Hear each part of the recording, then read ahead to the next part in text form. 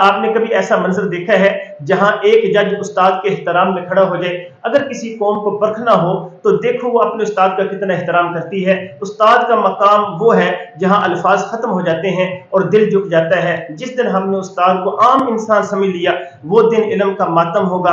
आपको एक ऐसा ही सच्चा वाकया सुनाता हूँ जिसने मेरे दिल को हिला दिया। ये तुर्की की एक अदालत थी, सामने खड़ा शख्स कोई आम इंसान नहीं था, वो एक उस्ताद था, अशफाक अहमद मरहूम, हमारे अजीम मुसन्नफ हैं। जब वो तुर्की में एक यूनिवर्सिटी में पढ़ाते थे तो मसरूफियत की वजह से ट्रैफिक चलान अदा न कर सके। जब अदालत में पेश हुए तो जज ने सवाल किया, आप लेट क्यों आए हैं? वो बोले, मैं उस्ताद हूँ, क्लास पढ़ा रहा था। बस इतना कहना था कि जज एहतराम से खड़ा हो गया। अदालत में बैठे सब खड़े हो गए क्योंकि वो जानते थे कि उस्ताद का मकाम महज एक पेशा नहीं बल्कि रोशनी का मीनार है, कौम की बुनियाद है। जुर्माना मुआफ कर दिया, लेकिन दुनिया को सबक दे दिया कि जहां उस्ताद की इज्जत बाकी है वहां कौम कभी जलील नहीं होती। अस्सलामु अलैकुम।